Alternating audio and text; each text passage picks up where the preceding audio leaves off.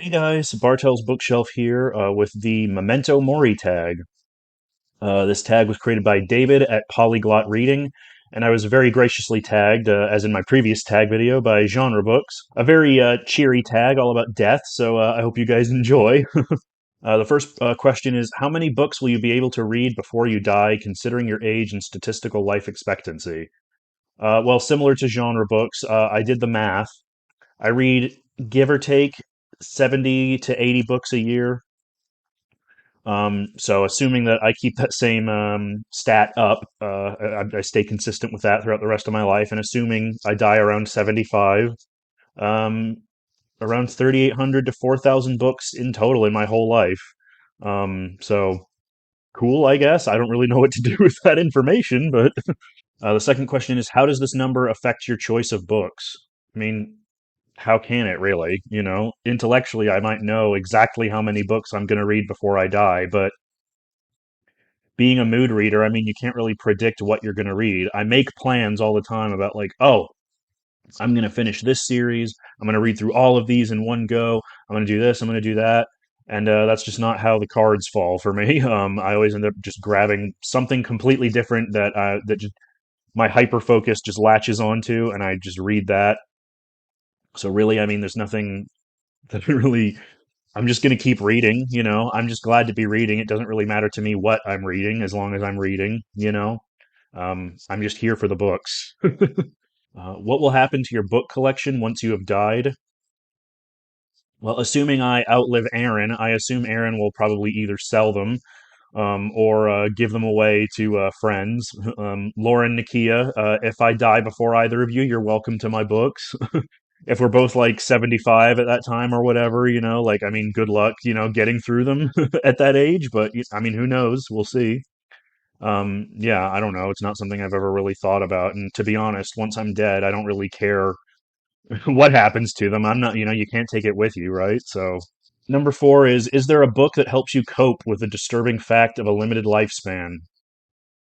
And honestly, I thought about this for a long time, and I really it was tough to imagine to really think of one. I've read a lot of books like involving death, but not really like ones that sort of attacked it as sort of a main subject and in a way that was sort of working through sort of you know, mortality and stuff. There's a few books that deal with that theme that I enjoy. One book that I thought of while I was talking with Nakia is one of her favorite books, Watership Down.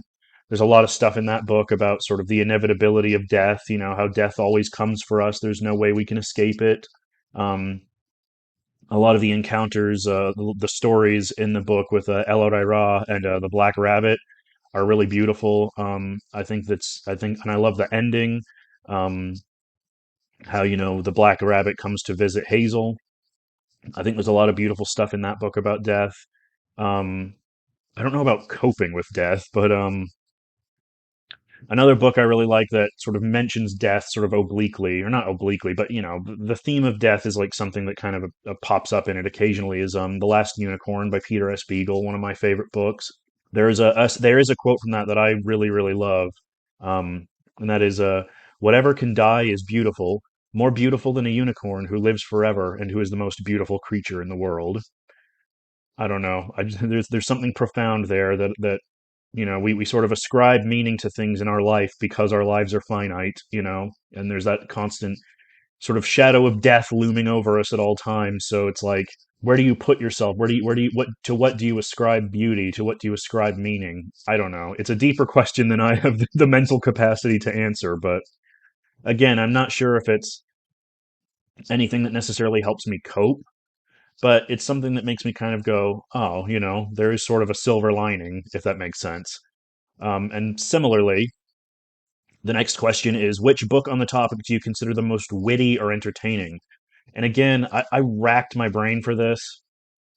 I thought over and over again, like all the books that I've read, could any of them fit into this? And honestly, I couldn't think of one. As I said, I've read a lot of books involving death, books about death, you know, books using death as a theme, but I couldn't really think of any I read that I thought were particularly like witty.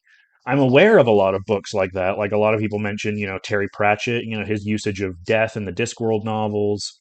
There's sort of more comedic stuff out there, like A Dirty Job by Christopher Moore. There's a lot of like books out there that deal with death in kind of a witty, entertaining, or sort of humorous way, but I just haven't read a lot of them. So if any viewers watching have any suggestions for books that would fit into that category, please let me know. I would really like to read some. What are some of your personal sort of enjoyed books about death that you found witty or entertaining, Because again, I mean, death is a common theme in lots of stories, but most of the ones that I can think of that I've read tend to be very dour and serious and sad. And, I can't really think of a lot of sort of witty examples of books about death that I've read. So, and again, sort of similar. Do you have a specific nonfiction book on the topic of death that you'd like to recommend? I haven't read a lot of nonfiction books specifically about death, and I'm sure a lot of people are aware of this because she's on YouTube. But one book about death, nonfiction book about death that I really enjoyed was From Here to Eternity, Traveling the World to Find the Good Death by Caitlin Doughty. Most people know her on here from the Ask a Mortician channel. She's great. She's really, witty and entertaining, and that transfers to her book, which is all about her exploration throughout the U.S. and other parts of the world to sort of explore different cultural ideas of death and burial, and how that kind of relates to her own feelings on death as a mortician and the ways that she feels about, honoring the dead and things like that. And I thought it just did a really good job of examining how, death is sort of the universal theme of all humanity, of all living creatures, really, of all life eventually leads to death, entropy is unavoidable. And I thought it just really put into perspective how varied in ways there are to deal with death, and the ways that different cultures deal with death. I just thought it was really entertaining and fascinating. So yeah, I would very much recommend that. I want to read her other books, but I haven't gotten around to them yet. But I highly recommend her YouTube channel, and and I recommend that book if you're into this kind of stuff, if you're interested in these topics. The next question is: humor can be helpful to confront death. Do you have a favorite witty quote on this topic? So it took me a little bit to think of this one.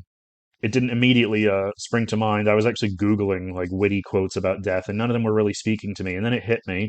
Aaron and I are really big fans of the comedy show Bottom with Adrian Edmondson and Rick Mayall. Rest in peace. The amazing, inimitable Rick Mayall. But in the third episode, when Richie, is complaining to Eddie about, losing this Miss World contest, uh, Eddie says, people like us aren't meant to win things. And Richie says, what are we meant for? And Edward Elizabeth Hitler says, you get born, you keep your head down, and then you die, if you're lucky. And Aaron and I quote that pretty much every day. That's kind of like a sort of our own little personal philosophy, I guess. There's just something so nihilistic and British about that, and that I don't know. I love it. I quote it all the time. And the final question is, does this tag make you feel uneasy, or are you quite relaxed about this topic? I mean, I'll be honest, death isn't something that I enjoy pondering. I mean, as I said, it's something that we all, it comes for all of us. There's no, get out of death free card or anything like that. It's a theme that appears constantly in the stories that we read, even obliquely, like in adventure stories, the fear of death is what keeps characters going. You know what I mean? Like, it really is just the great equalizer. So I'll be honest, I mean, I don't really like thinking about my own impending death, to the point, frequently, but at the same time, it's kind of unavoidable. So, I mean, I would say I'm kind of in the middle, I guess. I wouldn't say I'm uneasy to the point where I'm having anxiety attacks, but I'm not really super chill either. It is what it is. I guess that's the best way I could put it. And then I've got to tag some people. So I will tag Roy Reads Anything, Cliff's Dark Gems, and Mystery and Mayhem. You guys are up if you feel like engaging with this very cheery tag. And thanks again to Genre Books for tagging me in this. I hope you guys enjoyed. I know this is a bit of a shorter video, but that's okay, right? As long as you guys enjoy.